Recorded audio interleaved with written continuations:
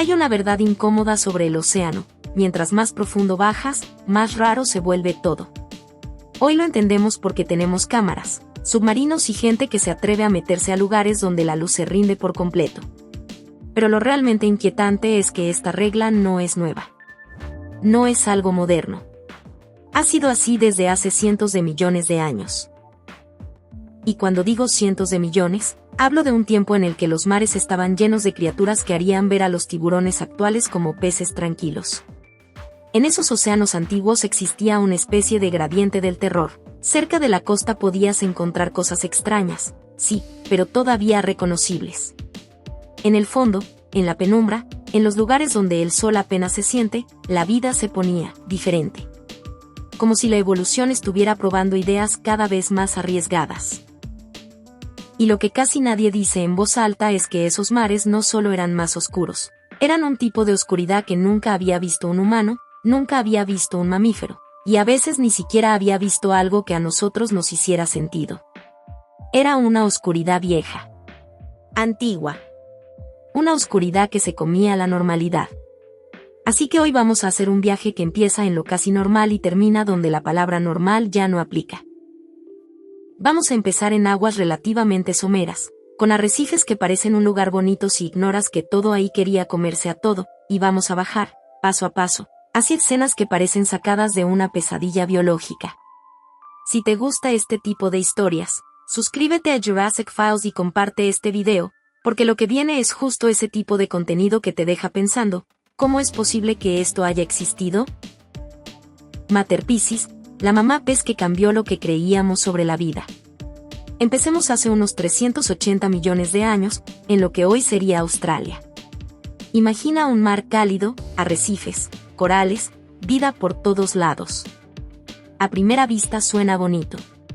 Y en medio de ese escenario nadaba un pez acorazado llamado Mater Piscis, un nombre que literalmente significa algo así como madre pez. No es el nombre más creativo del mundo, así que yo me quedo con mamá pez, porque eso es lo importante aquí. Mater Piscis era más o menos del tamaño de tu antebrazo, con una cabeza protegida por placas duras y con placas dentales para triturar conchas. Comía moluscos, cosas crujientes, vida típica de arrecife, hasta ahí todo normal. El problema es lo que encontraron dentro de una de ellas. En 2008 apareció un fósil que parecía una broma, una Mater Piscis con una cría adentro. Pero no una cría a medias, no un huevo suelto. Una cría ya desarrollada, con huesos, y con una estructura conectada a la madre que se interpretó como una especie de cordón, algo parecido a una conexión de nutrición. Traducido, esta criatura estaba embarazada. Y eso suena como ok, y que, hasta que lo piensas, es una de las evidencias más antiguas de un animal con columna vertebral dando a luz crías vivas. Durante mucho tiempo se asumía que lo normal era poner huevos y ya. Pero aquí tienes un pez acorazado, en un arrecife lleno de depredadores, cargando una cría dentro del cuerpo. Y la cría no era pequeña. Era enorme en proporción, alrededor de una cuarta parte del tamaño de la madre.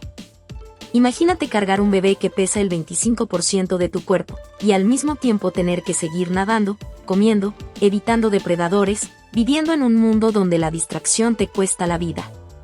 Ese solo dato te cambia el enfoque. De pronto no estás viendo un pez antiguo, estás viendo una estrategia. Una apuesta por tener menos crías, pero más desarrolladas, para que al nacer no fueran presa fácil. No es ternura, es supervivencia a nivel extremo. Cada Mater Piscis adulta que nadaba por esos arrecifes estaba, en cierto sentido, jugando una partida pesada todos los días. Y aquí viene lo más interesante: esto no parece un accidente raro. Todo apunta a que dar a luz crías grandes y formadas era parte de su estilo de vida. Una decisión evolutiva para que la cría tuviera una oportunidad real desde el primer segundo. Porque en esos arrecifes, la vida no te daba tregua. En un mundo lleno de bocas, dientes y placas, nacer demasiado pequeño era básicamente nacer para desaparecer. Dato rápido antes de seguir, y esto sí es útil si te gusta este tema de criaturas prehistóricas. En Internet hay de todo, y en los últimos años se han vuelto comunes las tiendas falsas que venden réplicas, fósiles, libros o coleccionables que se ven legítimos, hasta que pagas y desaparecen. Suena absurdo, pero pasa. Si algún día compras algo relacionado con prehistoria, fósiles o coleccionables, busca señales básicas, reseñas reales, datos de contacto, métodos de pago confiables, y sobre todo, desconfía de ofertas perfectas con fotos robadas. Lo digo porque a los fans de estos temas nos gusta coleccionar, y es mejor gastar ese dinero en un libro real o un museo real que en una estafa. Ahora sí, volvamos al océano, porque lo que sigue se pone más oscuro, literalmente. Tenurella, la vida sin armadura en la penumbra. Mater Piscis al menos tenía protección y se movía cerca del arrecife. Pero no todo el mundo tenía la suerte de nacer con una cabeza blindada. Ahora hablemos de Tenurella, una criatura pequeña, de unos centímetros, con muy poca protección, apenas unas placas delgadas en la cabeza y el resto del cuerpo casi expuesto. Y lo más importante, vivía más profundo que Mater Piscis, en zonas donde la luz empieza a fallar. Eso se nota en un detalle que casi siempre delata a los animales de ambientes más oscuros: los ojos. Tenurella tenía ojos enormes para su tamaño. No grandes, enormes. Y esos ojos no son decoración. Cuando la evolución te da ojos exagerados es porque te estás moviendo en un lugar donde ver es difícil, pero seguir viendo es obligatorio para no convertirte en comida. Imagínala moviéndose al borde de los arrecifes, en la sombra, cazando lo que pudiera atrapar. Tenía una cola larga, como látigo, y era rápida porque no tenía otra opción. Cuando mides poco, tienes poca armadura y vives donde las cosas grandes rondan, tu estrategia se reduce a dos cosas: moverte rápido y detectar antes de ser detectado.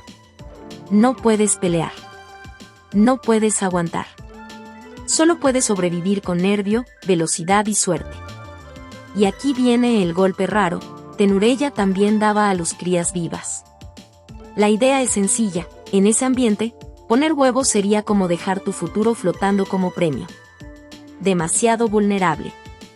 Así que esta criatura paría crías ya formadas en el agua oscura, y esas crías tenían que empezar a moverse y buscar comida casi de inmediato. No había infancia larga, no había margen de error. Era nacer, moverte, comer, no ser comido. Una rueda constante. Y todo esto estaba pasando en profundidades que para nosotros serían todavía accesibles, como para bucear, pero ya en el límite donde el mundo cambia de personalidad. Y antes de que te confíes pensando ok, eso ya es bastante, hay que decirlo claro: esto seguía siendo, en términos generales, el inicio del descenso. No era el fondo real. No era el abismo. Era apenas el tramo donde la luz empieza a rendirse. Gulagonia, el depredador de agua dulce que convirtió un charco en pesadilla. Ahora nos movemos a agua dulce, porque hay lugares donde poco profundo no significa seguro. Hace unos 360 millones de años, en Australia, existían billabons, charcos y corrientes turbias que parecen tranquilas, hasta que recuerdas que en la prehistoria nada era tranquilo. Ahí vivía Gulagonia, un pez de alrededor de 1 metro, más o menos 3 pies. Y eso, en un charco o en una laguna de agua dulce, no es un pez grande, es un monstruo local. En ese espacio cerrado, 1 metro de depredador es suficiente para dominar todo. Lo peor no era el tamaño. Lo peor era la boca. Gulagonia tenía dientes en 2 niveles. Al frente, ganchos curvos, afilados y apuntando hacia atrás, perfectos para atrapar algo y asegurarse de que no salga. Y detrás, colmillos largos para apuñalar.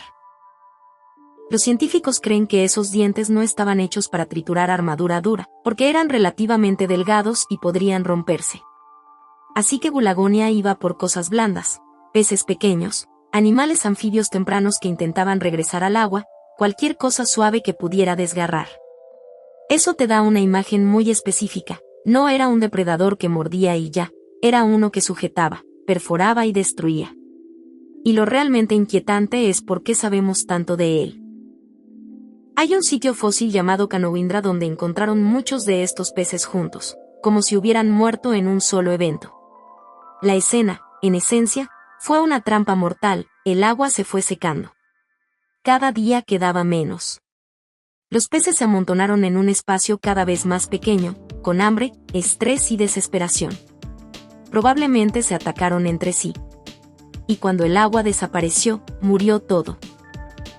Lo que quedó fue una tumba masiva de peces antiguos enredados en lodo, como si el charco hubiera sido un estadio y el final del partido fuera una extinción instantánea. Lo más irónico es que Gulagonia era el depredador principal de su mundo. Era el que todos temían. Y aún así, cuando el ambiente colapsó, su fuerza no importó. Ahí se siente una lección que se repite una y otra vez en la prehistoria. Puedes ser el monstruo del lugar, pero si el lugar desaparece, desapareces tú también. Largocephalosaurus, el tanque que prefirió ser incomible. Volvamos al océano, pero ahora en lagunas costeras de hace unos 240 millones de años. Aquí aparece una criatura que parece diseñada para que nadie quiera morderla, Largocephalosaurus, cuyo nombre significa lagarto de cabeza grande. El nombre es correcto, pero se queda corto. Imagina un cuerpo ancho, como un barril aplanado, con 4 aletas y una cola, y encima una serie de placas óseas y espinas como armadura parcial. No era un caparazón perfecto, pero era suficiente para que cualquier depredador pensara 2 veces. Lo más raro, sus dientes no parecen dientes de cazador. No son dientes para rebanar carne ni para capturar peces. Son dientes más bien planos, con forma de hoja, como si estuvieran hechos para cortar vegetación o aplastar cosas blandas.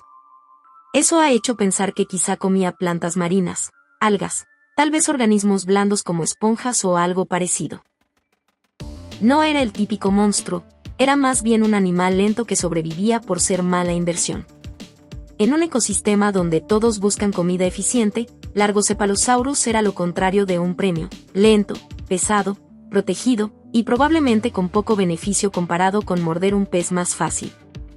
Y hay un detalle todavía más incómodo, su armadura le complicaba respirar. Con las costillas rígidas y la estructura dura, expandir el pecho como hacemos nosotros no era tan simple. Así que se cree que podía depender de movimientos de garganta para mover aire, como una especie de bombeo. Imagínate a este tanque flotando, mordisqueando su ensalada prehistórica, y al mismo tiempo teniendo que hacer esfuerzo extra para respirar. Su estrategia no era ser rápido ni ser agresivo, su estrategia era ser el tipo de criatura que nadie quiere perseguir. Sinosauros pargis, el sobreviviente del apocalipsis que decidió jamás ser vulnerable. Si Largocephalosaurus te parece sobreprotegido, espera a conocer a Sinosauros pargis, una criatura de hace unos 248 millones de años, justo después del evento de extinción más brutal de la historia, el final del Pérmico, cuando desapareció la mayoría de la vida del planeta. Ese mundo, recién reiniciado, era un lugar de depredadores nuevos, ecosistemas reconstruyéndose y competencia feroz. Y en medio de eso aparece Sinosauros pargis. Cubierto de placas óseas por todas partes, miles de pequeñas placas, como un mosaico de armadura que no parece necesaria, pero ahí está. Y lo más interesante es que no era una tortuga. No estaba emparentado con tortugas de forma directa. Simplemente decidió por su cuenta que el camino era convertirse en algo parecido a una caja blindada. Su cuerpo era tan pesado y rígido que nadar como un animal ágil no era su fuerte. Es muy probable que se moviera pegado al fondo, caminando, raspando algas o buscando alimento blando en el suelo marino. Un estilo de vida lento, constante, casi terco. No perseguía. No emboscaba. Existía. Otra vez aparece el tema de la respiración. Sus costillas estaban tan juntas, tan fusionadas, que formar un pecho expansible era casi imposible. Así que, igual que el otro, pudo depender del bombeo de garganta para mover aire. Imagínalo. Un animal blindado, pesado, que sobrevivió en un mundo peligroso, pero que paga el precio de su defensa con una respiración trabajosa. Y aún así, funcionó. Porque cuando el mundo está lleno de depredadores, a veces la mejor estrategia no es ser el mejor cazador, sino ser el peor objetivo. Cambropachicope, el depredador microscópico con un ojo imposible. Y ahora, para que sientas lo absurdo que puede ser el océano antiguo, vayamos a algo más pequeño que un grano de arroz. Un punto. una cosa que casi ni considerarías un animal. Hace unos 497 millones de años, en el Océano Cámbrico, vivía Cambropachicope. Mide milímetros. Pero trae un detalle que no tiene derecho a existir en algo tan pequeño: un solo ojo gigante en medio de la cara, con alrededor de 150 lentes individuales. Sí, leíste bien. Un ojo compuesto, enorme, complejo, en un animal que podrías perder con solo parpadear. ¿Y para qué tanta visión? Para cazar. Era un depredador. Un depredador microscópico persiguiendo presas todavía más pequeñas. Es como descubrir que en una gota de agua existía su propia cadena alimenticia con niveles. El ojo tenía capas, y se cree que incluso podía filtrar luz, como si tuviera un sistema para ver mejor en ambientes brillantes o turbios. Piensa en lo loco de esto. Antes de que existieran muchos de los animales modernos que reconocemos, antes de que hubiera mandíbulas en la forma común, ya había criaturas con ojos sofisticados cazando a escala diminuta. Este tipo de hallazgos te muestra algo que da miedo de otra forma: la complejidad no siempre aparece al final. A veces aparece temprano, como un experimento exitoso. Cambropachicope tenía patas pequeñas, estructuras para nadar, y se movía cazando con una seguridad que no esperarías de algo tan minúsculo. Mientras arriba, en las capas de agua, existían monstruos y rarezas, en lo microscópico también se libraba una guerra silenciosa. Ese es el océano, incluso lo que no ves, está peleando por existir. Estmanosteus, el pez acorazado con mandíbulas como tijeras. Ahora sí, volvamos a tamaños que se sienten como amenaza real. ¿Qué tal un pez de varios metros, con la cabeza cubierta de placas de hueso y mandíbulas que no tienen dientes normales, sino bordes afilados como cuchillas que se autoafilaban al cerrar? Ese animal fue Estmanosteus, un placodermo del Devónico, y si has escuchado de peces acorazados, esto es exactamente eso: una máquina de cortar con armadura. Su boca funcionaba como una tijera. Cada vez que cerraba, las superficies se rozaban y mantenían el borde filoso. No necesitaba dientes como los de un tiburón. Tenía cuchillas. Eso significa que podía cortar carne, atravesar tejido, incluso lidiar con estructuras duras. Y lo más inquietante, hay fósiles también preservados que permiten ver detalles de tejidos, inserciones musculares, y con eso estimar cómo mordía. No es un quizá. Se puede inferir con bastante precisión que estaba diseñado para rebanar, no para triturar. No era morder y sostener. Era morder y arrancar. Imagina cómo se siente ser una presa en ese mar. Estmanosteus muerde, arranca un pedazo, vuelve a morder, vuelve a arrancar, hasta que la presa se rinde. Eso hace que el ataque sea rápido y brutal, pero a la vez eficiente para el depredador. En lugares donde no existían depredadores aún más gigantes, Estmanosteus era el problema principal. Y si en tu zona no estaba el monstruo más famoso, este era el rey. En arrecifes y zonas menos profundas donde gigantes aún mayores no se movían tan bien, Estmanosteus dominaba. Geosaurus, el cocodrilo que dejó de ser cocodrilo de río y se volvió cazador del mar. Y aquí viene una idea que a mucha gente le cuesta aceptar: hubo cocodrilos completamente marinos. No cerca del agua. Dentro del mar. Geosaurus medía alrededor de 3 metros, tenía aletas en lugar de patas, una cola adaptada para nadar, y un cuerpo más liso y hidrodinámico. En esencia, era un cocodrilo que decidió que la tierra era opcional y que el océano era su casa. Sus dientes eran el mensaje, dientes cerrados, como pequeñas sierras, hechos para cortar carne. No eran dientes para agarrar peces pequeños. Eran dientes para atacar presas grandes, peces grandes, y a veces otros reptiles marinos. Y hay un detalle que lo vuelve todavía más marino: tenía glándulas de sal, estructuras que permiten manejar el exceso de sal al beber agua de mar. Tú no puedes hacer eso. La mayoría de animales no pueden. Pero este cocodrilo sí. Eso significa que no dependía de regresar a tierra a beber agua dulce. Podía vivir en el mar de manera real. Y si vivía completamente en el mar, lo más lógico es que también se reprodujera sin necesidad de tierra firme.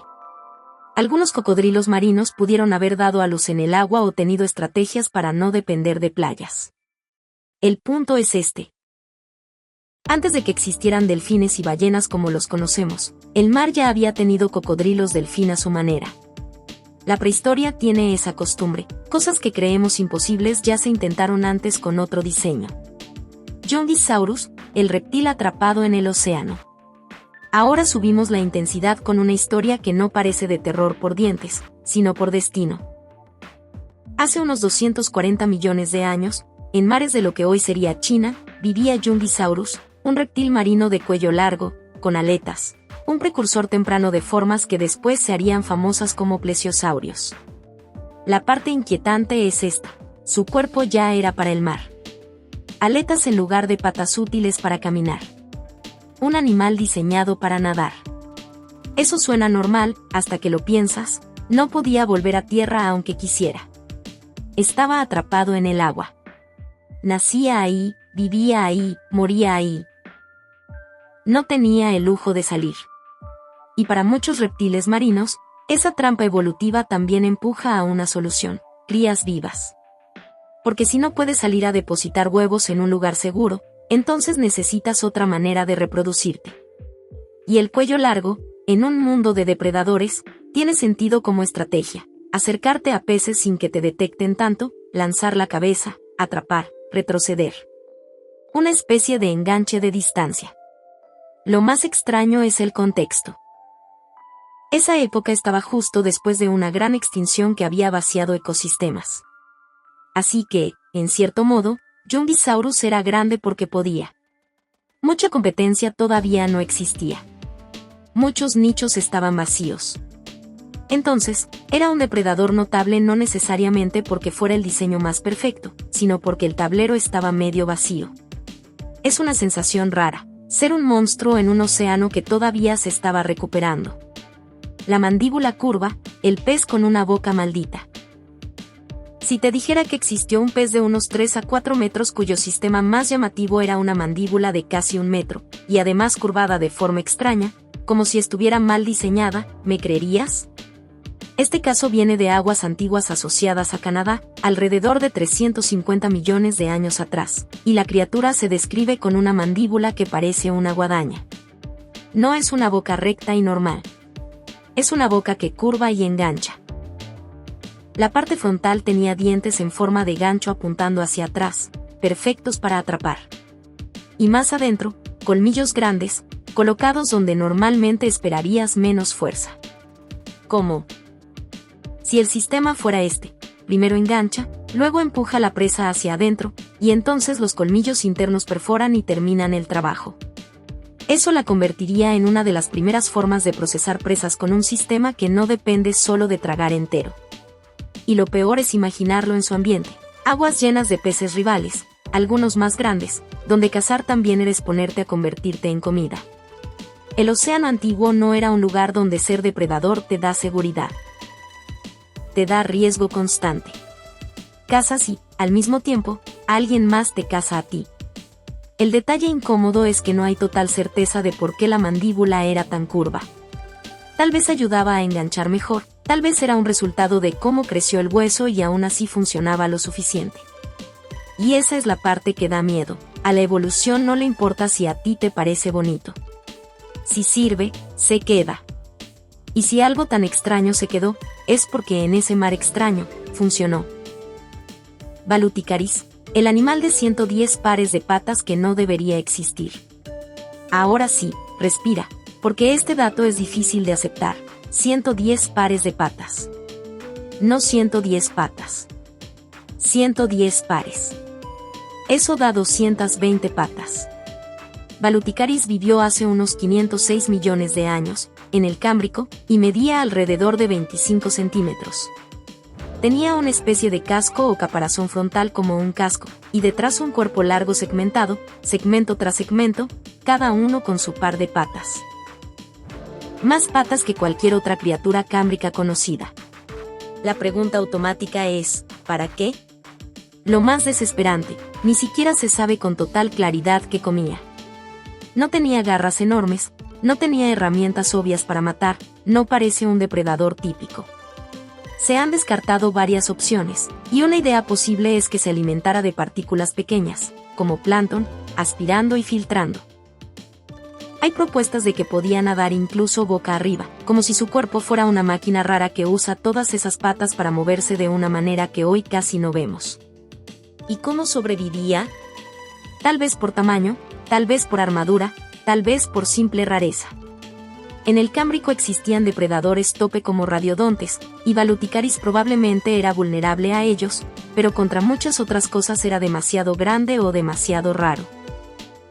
Y esa frase suena chistosa, pero en biología puede ser real. Si tu forma no coincide con lo que los depredadores están acostumbrados a manejar, tienes una ventaja. Si eres un problema poco práctico, te vuelves mala opción. Baluticaris parece el resultado de una época donde la evolución probaba locuras, y algunas locuras se quedaban. Urdia, el monstruo con escudo en forma de lanza. Y si el Cámbrico ya era extraño, aquí aparece una criatura que parece un guerrero con casco. Urdia tenía un escudo frontal formado por 3 piezas, como una especie de arnés o tridente delante de la cara. No era un arma medieval, claro, pero se ve así. ¿Para qué servía? Hay varias ideas. Tal vez para remover sedimento del fondo y levantar presas escondidas, tal vez para defenderse, tal vez para embestir a otros. Si cual sea la respuesta exacta, lo que sí sabemos es que el diseño era funcional, porque Urdia fue un depredador exitoso. Tenía apéndices con espinas para atrapar presas y llevarlas hacia la boca. Y su boca, circular, tenía placas para triturar. Era como una combinación de trampa y trituradora. También tenía ojos que asomaban a través de aberturas, permitiéndole ver sin exponer demasiado el cuerpo. Su cuerpo tenía aletas laterales para nadar, suficiente para moverse y capturar trilobites u otras criaturas del fondo. No necesitaba ser el más rápido del mundo. Necesitaba ser eficiente en un océano donde casi todo era nuevo y casi todo era peligro. Lo inquietante de Urdia no es solo su forma. Es su éxito. No fue un error pasajero. Fue una respuesta viable a un mundo raro. Y eso te deja una idea fuerte. Si la vida pudo construir algo así, entonces la normalidad siempre fue una ilusión. El océano solo se ve normal cuando lo miras desde la superficie y desde nuestra época. Plesiosuchus, el cocodrilo marino gigante que cortaba como asesino. Saltamos al Jurásico tardío, hace unos 155 millones de años. Aquí aparece Plesiosuchus, considerado uno de los cocodrilos marinos más grandes conocidos. Y otra vez, marino de verdad. Aletas, cuerpo adaptado al agua, piel más lisa, todo enfocado a nadar y cazar. Sus dientes eran grandes, gruesos, con bordes cerrados. No estaban hechos para sostener, estaban hechos para cortar. Eso cambia todo. Porque cortar significa arrancar pedazos. Significa atacar presas que no siempre mueren en el primer golpe, sino que pueden ser debilitadas por cortes repetidos. Plesiosuchus tenía que coexistir con pliosaurios, depredadores aún mayores, reptiles enormes con mordidas monstruosas. Así que el océano se convirtió en un tablero donde incluso los monstruos tenían que saber cuándo retirarse. Una forma de sobrevivir era elegir el terreno, zonas más someras, arrecifes, lugares donde los gigantes más grandes se movieran con dificultad. Ahí Plesiosuchus podía ser rey local. Y es inquietante imaginar ese mar, no era un monstruo y ya. Eran varios monstruos al mismo tiempo, repartiendo el mapa para no destruirse entre ellos, aunque si se encontraban, no habría diplomacia. Romaleosaurus, el inicio del modo gigante en los pliosaurios. Ahora vamos con un pliosaurio de alrededor de 6 metros, con un cráneo enorme para su época. Romaleosaurus aparece como uno de los primeros grandes depredadores que muestran el camino a lo que vendría después, criaturas aún más masivas, aún más armadas de dientes y fuerza. Su mandíbula estaba llena de dientes gruesos, listos para perforar y sujetar, y su mordida podía romper hueso y atravesar estructuras duras. Si existía algo blindado, no era garantía. El punto de un pliosaurio es que convierte la fuerza en solución. Si no puedes con algo, muerde más fuerte. Si es grande, sé más grande. Y aquí lo incómodo, hay fósiles con preservación tan buena que se han podido estudiar tejidos y estructuras internas de manera indirecta, y eso permite inferir cómo atacaban. No necesitas imaginarlo como un dragón marino fantasioso. Era un animal real con biomecánica real: acelerar, emboscar, morder, desgarrar. En el Jurásico, el mar no era un lugar de nadar bonito. Era un lugar donde un error de cálculo te pone frente a una boca que literalmente puede partirte. Titanictis, el gigante que parecía monstruo pero eligió no morder. Y ahora, para cerrar este descenso hacia lo pesadillesco, llega una criatura que hace algo inesperado: ser enorme y no ser cazador. Titanictis vivió hace unos 375 millones de años, en el Devónico, y podía medir alrededor de 7 metros, más de 20 pies. Era un placodermo, pariente lejano de depredadores acorazados famosos, y por fuera parecía algo que deberías evitar. Cabeza blindada, tamaño intimidante, presencia de jefe final. Pero por dentro, la historia era otra. Sus mandíbulas eran largas, delgadas y relativamente débiles para morder presas duras. No estaban hechas para triturar conchas ni para partir huesos. Estaban hechas para filtrar. Titanictis era, en esencia, un filtro alimentador gigante. Nadaba con la boca abierta, dejando que el agua entrara y atrapando pequeños organismos, plancton y criaturas diminutas. Piensa en lo extraña que es esa decisión evolutiva en un océano donde tantos animales se volvieron armas. Titanictis se volvió una aspiradora gigante. ¿Era completamente seguro? No un depredador monstruoso como Dunkleosteus. Si lo encontraba y estaba hambriento, podía atacarlo. Pero ahí entra el cálculo del océano antiguo: atacar algo tan grande también cuesta energía y riesgo. A veces, incluso el depredador elige presas más fáciles. Titanictis sobrevivía siendo demasiado grande para que la mayoría se molestara, y comiendo un recurso tan abundante que no necesitaba pelear por él. Es el gigante pacífico de un mundo donde casi todo lo demás parece querer arrancar carne. Y lo más inquietante de Titanictis es imaginarlo en profundidad. Un animal enorme, silencioso, filtrando agua en zonas más oscuras, donde la luz ya no llega bien. No muerde. No ruge. Solo se mueve y consume lo invisible. En un océano lleno de cazadores con dientes y cuchillas, este gigante eligió la estrategia más extraña: volverse inmenso y vivir de lo pequeño. Y aquí es donde se entiende el título de este video.